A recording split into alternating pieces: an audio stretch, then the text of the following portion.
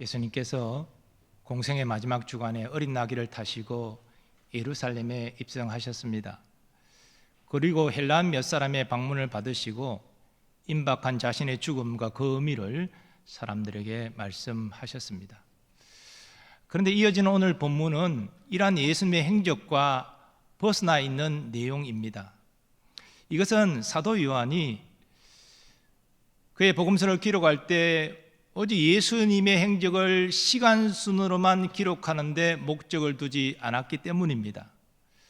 요한은 대체적으로 예수님의 행적을 시간 순으로 기술을 하지만 때로는 시간과 관계없이 예수님의 사역을 소개하고 그 의미를 밝히기도 합니다. 본문에서 사도 요한은 예수님이 많은 표적을 사람들 앞에 행하셨으나 사람들이 예수님을 믿지 않았다라고 증거합니다. 우리 생각에는 예수님이 이 많은 표적, 즉 기적을 행하시면 예수님을 하나님이 보내신 구원자로 믿을 것 같습니다. 그런데 현실은 그렇지 않았습니다. 사도 요한은 그 이유를 이렇게 밝힙니다. 이는 선지자 이사야의 말씀을 이루려 하심이라. 이르되 주여 우리에게서 들은 바를 누가 믿었으며 주의 팔이 누구에게 나타났나이까 하였더라. 사도 요한은 유대인들이 많은 표적을 보고도 예수님 믿지 않은 것이 하나님이 이사야를 통해서 하신 말씀을 이루기 위함이라 증거합니다. 이사야는 주전 7, 8세기 사람입니다. 오래전에 그가 성령의 감동을 받고 예언했습니다. 그 예언이 이제 성취되도록 하기 위하여 유대인들이 예수님을 믿지 않은 것이다 라고 밝힙니다. 이사야 선지자의 예언, 인용된 예언의 말씀은 이사야 53장 1절 말씀인데 이 말씀은 오실 메시아, 즉 구주와 관련된 말씀입니다. 사도 요한은 본문 41절에서 그 사실을 분명하게 지적하고 있습니다. 이사야가 이렇게 말한 것은 주의 영광을 보고 주를 가리켜 말한 것이라. 이 주는 예수님을 의미하지요. 그러므로 우리에게서 들은 바를 누가 믿었으며 라는 말씀은 유대인들이 오신 구주 예수 그리스도를 믿지 않았다는 의미입니다. 주의 팔이 누구에게 나타났나이까 라는 말씀도 같은 의미입니다. 여호와의 구원의 팔이 이 땅에 오신 독생자 예수 그리스도를 통하여 나타났지만 사람들이 깨닫지 못하고 예수님을 영접하지 아니했다는 것입니다. 이것은 사도 요한의 다음의 증언을 통해서도 확인됩니다. 참빛 곧 세상에 와서 각 사람에게 비추는 빛이 있었나니 그가 세상에 계셨으며 세상은 그로 말미암아 지은 바 되었으되 세상이 그를 알지 못하였고 자기 땅에 오매 자기 백성이 영접하지 아니하였으다. 하나님의 독생자를 이 땅에 보내시기 오래전에 이스라엘 자손이 오신 독생자 구주 예수 그리스도를 믿지 아니할 것을 예언하셨습니다. 그리고 그 예언이 이루어졌다는 것입니다. 그런데 사도 요한은 유대인들이 예수를 믿지 아니한 더 근본적인 이유를 증거합니다.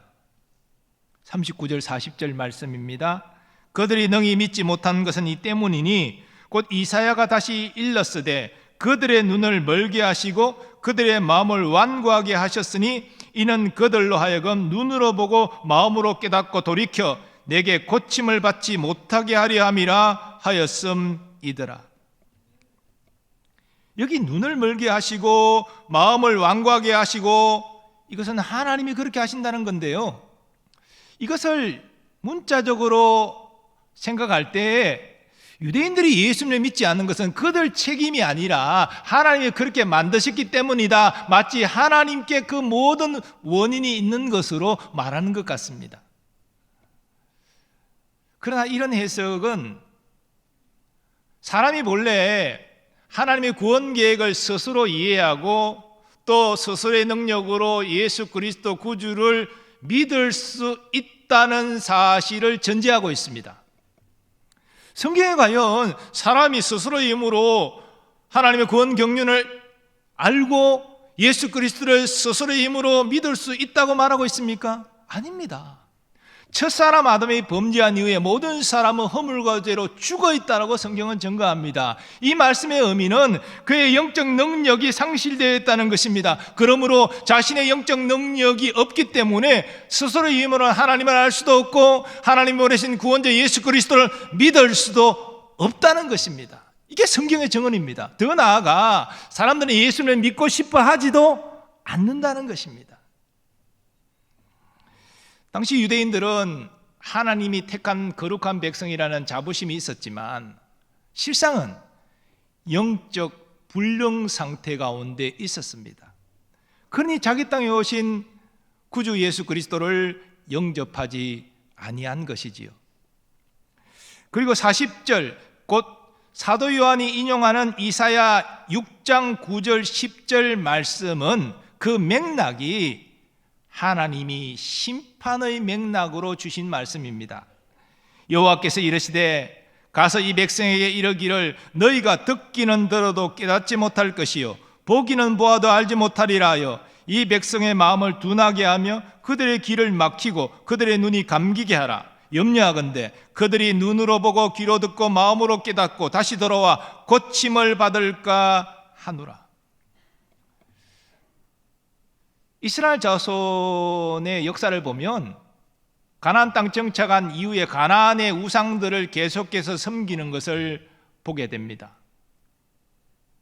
하나님이 여호와 하나님만을 섬기라, 우상을 만들어 섬기지 말라 십계명을 통하여 명하셨지만 눈에 보이지 않는 영이신 하나님보다 눈에 보이는 신을 섬겨 그들이 복을 줄 것으로 믿었습니다. 하나님이 선지자들을 계속 보내서 아니다, 헛된 우상이 너에게 복을 주는 것이 아니다, 너희는 회개하고 돌이켜라, 나를 섬기라, 내가 너에게 복을 주겠다 계속해서 말씀하셨습니다.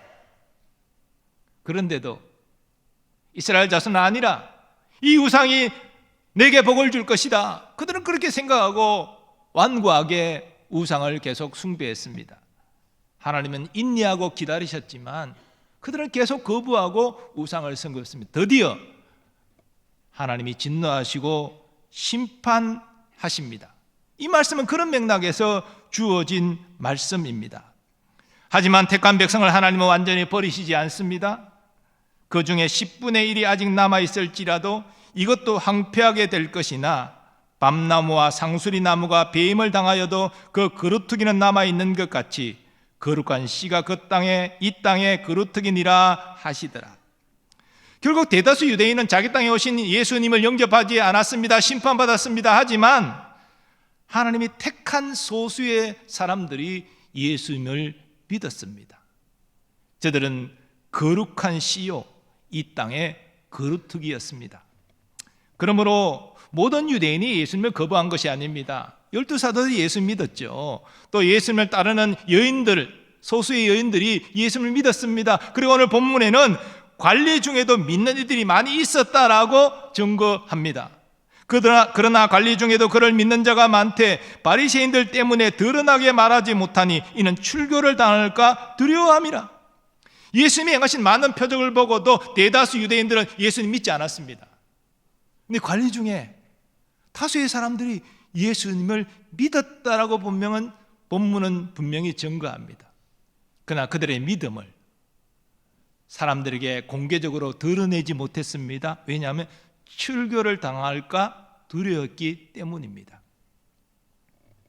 이 출교는 유대인의 기본 공동체인 회당에 갈 수 없다는 것입니다.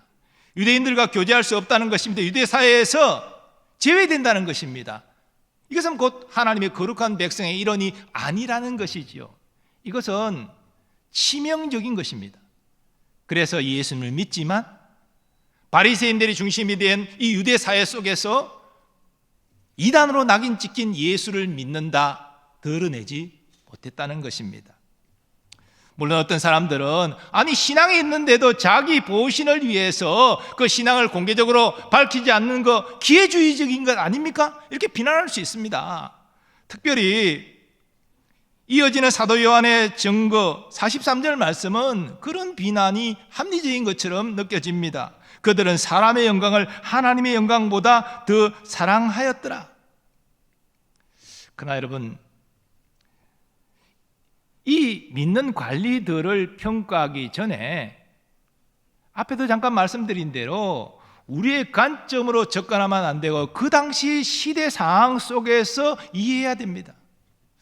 이런 비유가 적절할지 모르겠지만 저들이 당시 유대교가 중심이 되는 사회에서 이단으로 낙인 찍힌 예수를 믿는 것은 종교를 부정하고 박해하는 공산주의 사회에서 예수를 믿고 그 신앙을 공개적으로 고백하는 것과 같습니다.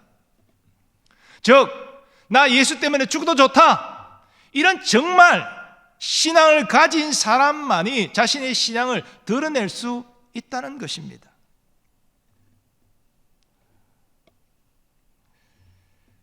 성경에 보면 예수님이 직접 세우신 12 사도들도 사실 이 관리들과 비슷하게 행동했다는 것을 확인할 수 있습니다.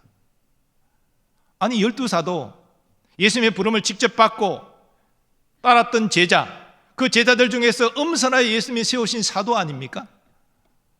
3년 동안 동고동락하면서 누구보다 가까이서 예수님의 가르침을 들었던 자들이고, 예수님이 행하시는 이적들을 누구보다도 가까이서 많이 목도했던 저들이 아닙니까? 그래서 급기야 베드로를 중심으로 예수님께 살아계신 하나님의 아들이시니다라고 고백하지 않았습니까?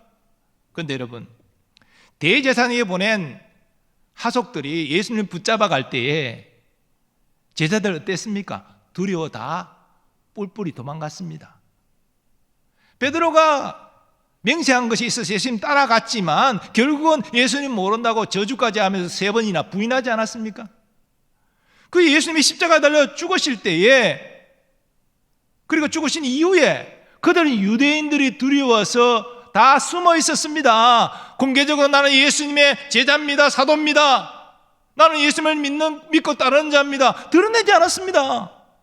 오늘 본문의 관리들과 다를 바가 뭐가 있습니까? 오늘날도 연약한 믿음을 가진 자들이 있습니다. 저들은 예수님을 믿지만 겨우 주일 예배 드리고, 그리고 삶 속에서도 하나님 말씀을 따라 잘 살지 못하고 자주 넘어지고 실족합니다. 직장에서 내가 예수 믿는 사람입니다, 드러내지 못합니다. 밝히지 못합니다. 그러나 여러분, 이들은 예수 믿는 자고 구원의 소망이 있는 자들입니다. 우리는 함부로 구원의 믿음을 판단하고 정죄해서는 안 됩니다. 사실 누가 진짜 구원의 믿음, 천국 가는지 그 하나님만이 아시지요. 우리가 알 수 있습니까? 솔직히 우리가 오늘 본문의 관리들에 대해서 평가한 것처럼 정말 사람의 영광보다 하나님의 영광을 더 사랑합니까? 우리가 모든 생각과 행동에 나 자신보다, 우리 가족보다 하나님을 먼저 생각하고 앞세웁니까? 솔직히 그렇지 않잖아요. 우리가 이 믿음을 공개적으로 밝히지 못한 이 관리들을 비난할 수 있습니까? 그럴 자격이 있습니까? 이들도 믿음을 가진 자였습니다. 그러나 당시 사회 분위기가 자신이 예수 믿는다 그러면 유대 사회에서 출교당하는 거예요. 이런 어떤 상황 가운데 있었기 때문에 그들은 자신의 신앙을 드러내지 못했을 뿐입니다. 자, 그렇다면 한 사람을 구원의 믿음에 이르게 하는 핵심이 무엇일까요? 무엇이 불신앙에서 신앙에 이르게 하는 걸까요? 오늘 설교 제목처럼 불신앙에서 신앙에 이르게 하는 변곡점은 과연 무엇입니까? 여러분이 이해를 좀 쉽게 할 수 있도록 먼저 신앙에 이르게 할 수 없는 것들에 대해서 먼저 말씀을 드립니다. 종교적 열심이 신앙에 일으킬 수 없습니다.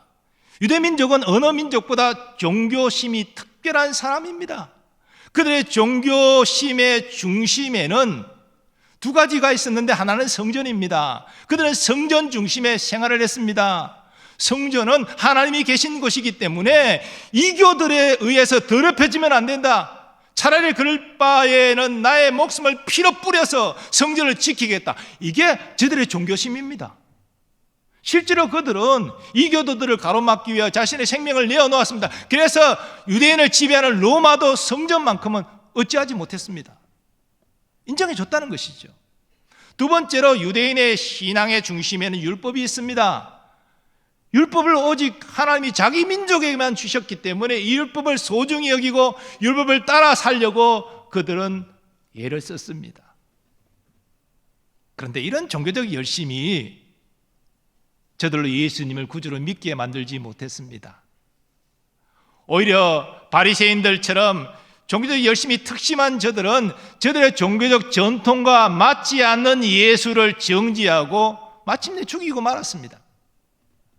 종교적 열심이 신앙을 일으킬 수 있는 것이 아닙니다.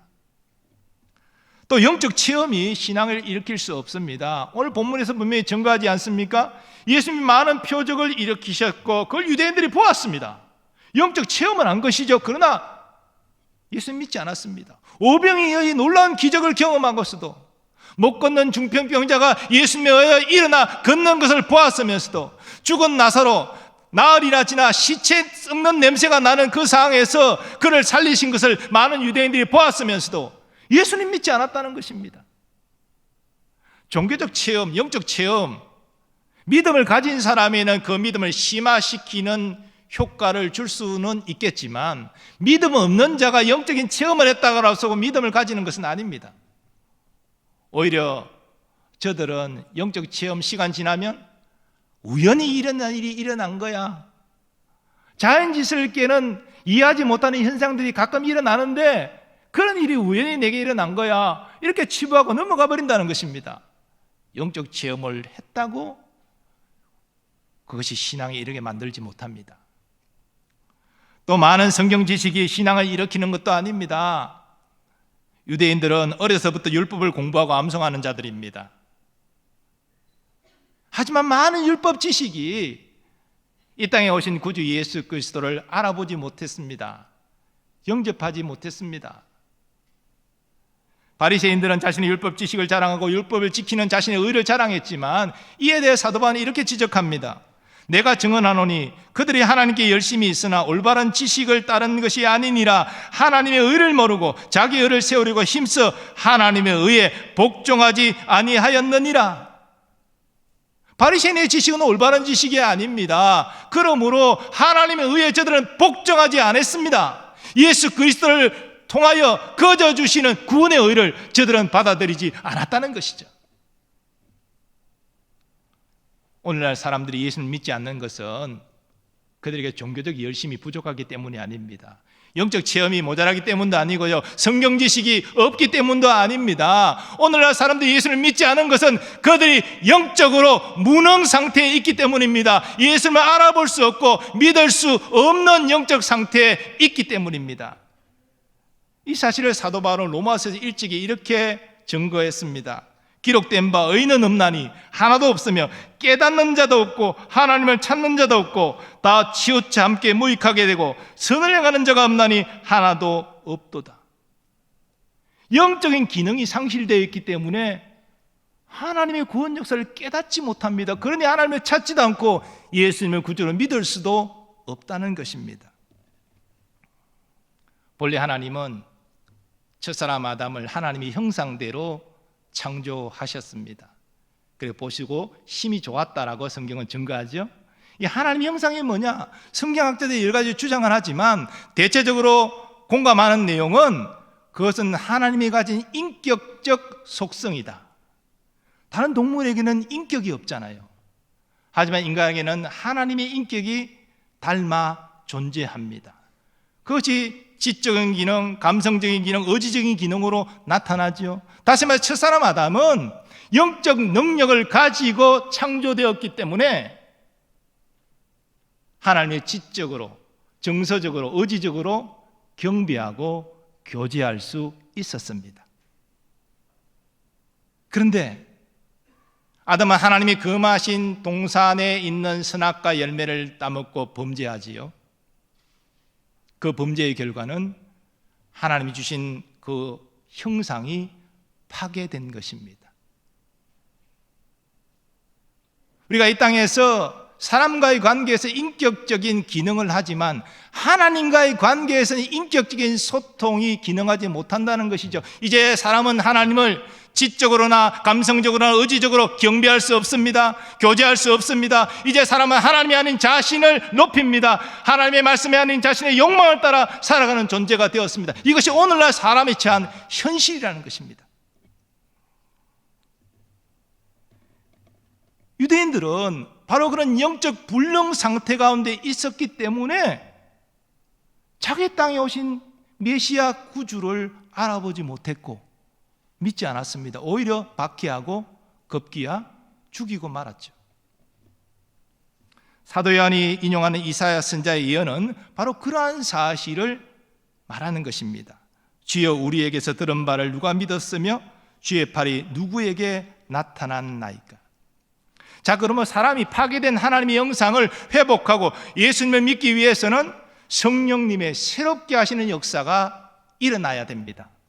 예수님이 이것을 니고데모에게 성령으로 거듭나는 것으로 말씀하셨습니다. 사람이 거듭나지 아니하면 하나님의 나라를 볼 수 없느니라. 진실로 진실로 내게 이르노니 사람이 물과 성령으로 나지 아니하면 하나님의 나라에 들어갈 수 없느니라. 사람이 성령으로 거듭나야 됩니다. 영적으로 새롭게 되어야 됩니다. 그래야 영적 기능이 회복됩니다. 비로소 이제는 하나님을 지적으로 감성적으로 의지적으로 경배할 수 있고 하나님과 교제할 수 있으며 하나님 말씀을 따라 살아갈 수 있습니다. 그래서 예수님을 구주로 믿을 수 있는 것이죠. 그러면 어떤 사람이 자신이 하나님 앞에 죄인임을 깨달아 회개하고 예수님을 자기 구원자로 믿고 있다면 그는 성령으로 이미 거듭난 증거를 나타내고 있는 것입니다. 자, 그런데 성령 하나님께서 한 사람을 거듭나게 하시는 것은요, 하나님이 주권적으로 행하시는 것입니다. 하나님께서 어떤 사람에게 어떤 요소를 보시고 행하시는 것이 아닙니다. 또 하나님이 사람에게 빚진 것이 있어서 어쩔 수 없이 행하시는 것도 아닙니다. 하나님은 그 기뻐하시는 뜻대로 하나님의 때에 택한 자를 성령으로 거듭나게 하십니다.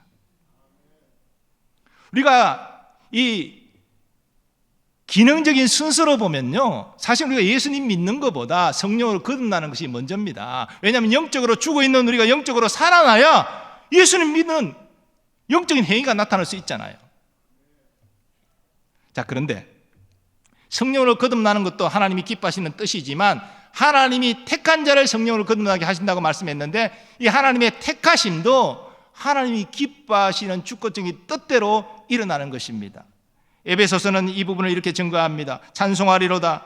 하나님 곧 우리 주 예수 그리스도의 아버지께서 그리스도 안에서 하늘에 속한 모든 신령한 복을 우리에게 주시되 곧 창세전에 그리스도 안에서 우리를 택하사 우리로 사랑 안에 그 앞에 거룩하고 흠이 없게 하시려고 그 기쁘신 뜻대로 우리를 예정하사 예수 그리스도로 말미암아 자기의 아들들이 되게 하셨으니. 그러면 여러분이나 저나 모두 하나님의 주권적인 뜻을 따라서 택함을 받았고 또 성령으로 새롭게 거듭나서 회개하고 예수 믿어 이 자리에 있는 것입니다. 여러분, 이것은 받을 자격 없는 죄인에게 베푸신 하나님의 호의입니다. 이것을 이름하여 은혜라 말하는 것이죠. 우리는 그리스도 안에서 그의 은혜의 풍성함을 따라 그의 피로 말미암아 속량 곧 제사함을 받았느니라. 긍휼이 풍성하신 하나님이 우리를 사랑하신 그 큰 사랑을 인하여 허물로 죽은 우리를 그리스도와 함께 살리셨고 너희는 은혜로 구원을 받은 것이라. 너희는 그 은혜에 의하여 믿음으로 말미암아 구원을 받았으니 이것은 너희에게서 난 것이 아니요 하나님의 선물이라. 행위에서 난 것이 아니니 이는 누구든지 자랑하지 못하게 함이라. 참 우리가 이성적으로 이해할 수 없지만 창세전에 하나님의 은혜로 나를 자녀로 택하셨습니다. 그리고 예고대로 독생자 예수 그리스도를 보내셔서 나를 위하여 죽고 부활케 하셨습니다. 때가 되어 은혜로 우리를 부르사 우리를 성령으로 거듭나게 하셔서 영적 기능을 회복하게 하시고 우리를 회개하고 예수 믿게 하여 구원에 이르게 하셨습니다. 여러분, 우리가 적어도 예수를 믿는 하나님의 자녀라면 이 은혜를 알아야 되는 것이에요. 은혜를 아는 사람은 이렇게 전심으로 찬양해야 마땅합니다. 나 같은 죄인 살리신 주 은혜 놀라워 잃었던 생명 찾았고 광명을 얻었네. 좀 시간이 지났지만 우리 1절만 한번 찬양하겠습니다. 반주 한번. 마이크 키보드 지금 소리가 안 나오는데 그냥 우리 찬양하겠습니다. 나 같은 죄인 살리신 주 은혜 놀라워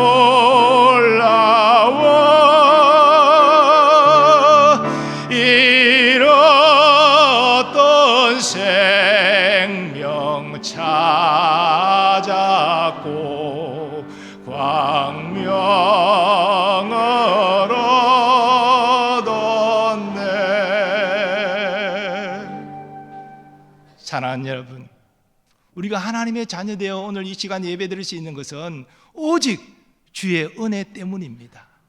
우리는 은혜로 택함 받았습니다. 은혜로 회개하고 예수님 믿어 하나님의 자녀가 되었습니다. 우리가 앞으로 살아가는 것도 주의 은혜 때문입니다. 우리가 천국에 들어가는 것도 주의 은혜 때문입니다. 이 은혜를 고백하고 은혜의 하나님께 감사 영광 돌리는 여러분 되시기 바랍니다. 그리고 은혜의 빚진 자로서 은혜에 합당하게 행하십시오. 우리가 태신자를 작정하고 기도하고 그를 섬기는 것은 은혜 빚진 자임을 알기 때문입니다. 그것을 우리가 은혜를 갚을 수 있겠습니까? 그러나 우리가 우리의 작은 것이지만 우리가 할 수 있는 최선을 다하여 하나님의 뜻을 따를 때 하나님이 기뻐하시고 더 큰 은혜와 복을 우리에게 더하여 주실 줄 믿습니다.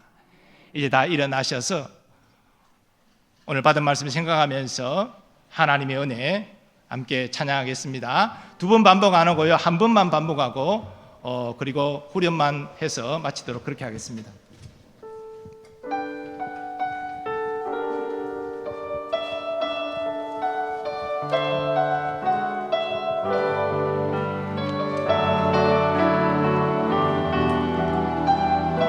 나를 지으시니가 하나님, 나를 지으시니가 하나님, 나를 부르시니가 하나님, 나를 보내시니도 하나님, 나의 나 된 것은 다 하나님 은혜라. 나의 달려갈 길 다가도록 나의 마지막 호흡 다하도록 나로 그 십자가 품게 하시니 나의 나 된 것은 다 하나님 은혜라. 한량없는 은혜, 갚을 길 없는 은혜, 내 삶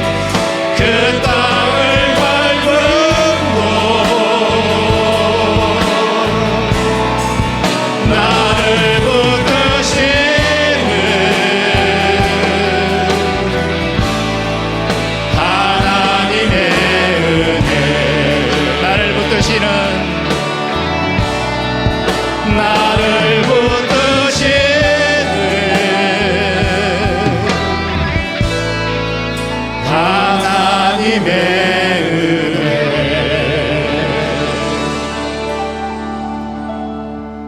오늘 말씀 붙잡고 함께 기도하기를 원합니다. 우리가 구원받은 것도, 구원받은 백성으로 살아가는 것도, 마침내 천국에 들어갈 수 있는 것도 다 주의 은혜입니다. 하나님, 이 은혜가, 주님께서 우리에게 베푸신 이 은혜가 우리 심령에 넣어 머물러 역사하기를 소원합니다. 은혜를 잊어버리는 자가 아니라 은혜의 빚진 자임을 기억하고 은혜에 합당하게 살아감으로 하나님의 영광을 나타내는 우리가 되게 하여 주옵소서. 특별히 예수 그리스도의 아름다운 형상을 닮아가게 하시고 구원의 복음을 증거하는 자로 살아가게 해달라고 주 한 번에 주가 합심하여 기도하겠습니다. 주여,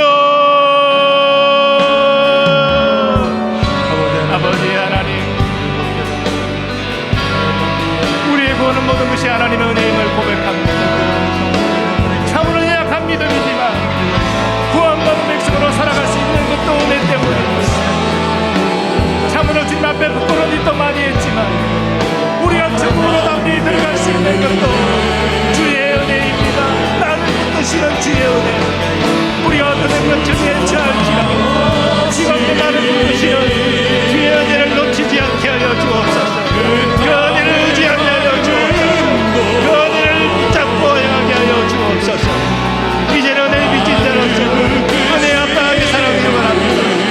하나님을 생명 다해 사랑하고 경배하게 하시고 예수 그리스도 아름다운 성품을 나누게 하시고 성령의 역사로 구원의 복음을 증거하는 자로 살아갈 수 있도록 오 주여 도와주옵소서. 우리 땅을 살아갈 때 우리가 못 살아가는 것이 아니라 나를 붙드시고 함께 하시는 주님과 함께 그 은혜 속에서 사는 것을 알게 하여 주셔서 은혜에 합당하게 행함으로 주의 기쁨 되고 주의 자랑이 되는 하나님의 자녀가 되기로 주여 역사하여 주옵소서. 은혜 감사합니다. 은혜를 사모합니다. 은혜를 사랑하여 살아가겠습니다.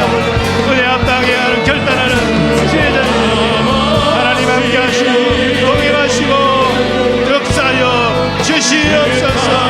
주여 은혜 감사합니다. 주님을 송축합니다.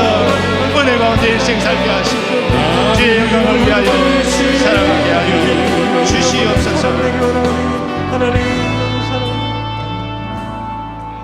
하나님 감사합니다. 허물과 죄로 주가 아무 소망 없던 우리를 은혜로 택하시고 은혜로 부르셔서 은혜로 예수 믿어 구원받게 하심을 감사합니다. 참으로 연약한 믿음이지만 이 땅에서 하나님의 자녀로 살아갈 수 있는 것도 나를 붙드시는 하나님의 은혜 때문이고 주님 앞에 참으로 부끄러운 일 많이 했지만 담대히 천국에 들어갈 수 있는 것도 나를 붙드시는 주의 은혜 때문임을 고백합니다. 은혜를 알고 은혜에 감사하며 은혜에 하나님께 경배하며 은혜의 빚진 자로서 은혜에 합당하게 살아가는 우리가 되게 하여 주옵소서. 후반기 다 함께 전도지를 시작합니다. 은혜 빚진 자로서 대신 자를 작정하고 기도하게 하시고 최선 다해 섬기는 우리 모두 되게 하여 주옵소서. 우리 삶의 어려운 문제들 이 시간 주님 앞에 믿음으로 맡깁니다. 우리 건강, 경제, 자녀 하나님 선한 도심을 확신하고 평안 얻고 돌아가게 하여 주옵소서. 또 멀리 유학 중인 우리의 자녀들, 군에 있는 우리의 자녀들, 선교사님들과 그 가족들 안보하시고 동행하여 주옵소서. 오늘도 주의 몸된 교회를 섬기는 모든 충성된 일꾼들을 기억하시고 은혜와 복을 내려주시며 우리 대한민국에도 주의 자비와 긍휼을 베풀어 주셔서 코로나의 모든 어려운 환경을 극복하게 하시고 어려운 경제 여건을 잘 이겨나가게 하시고 대립과 반목이 아니라 화합과 화목의 정치와 또 모든 국정을 이루어갈 수 있도록 하나님 도와주옵소서. 남북의 평화 복음 통일 꼭 이루어 주셔서 함께 하나님께 예배하고 주의 복음 전하는 그런 민족으로 주의 재림을 예비할 수 있게 하여 주옵소서. 이제는 우리 주 예수 그리스도의 은혜와 하나님 아버지의 무한하신 사랑하심과 성령님의 역사하심과 교통하심이 우리의 구원도 우리가 이 땅을 살아가는 것도 천국 갈 수 있는 것도 다 주의 은혜임을 깨닫고 감사하면서 이제는 은혜의 빚진 자로서 은혜에 합당하게 행하기로 결단하는 모든 주의 백성들의 삶의 범사 위에 이제로부터 영원까지 함께 하시기를 축원하옵나이다. 아멘.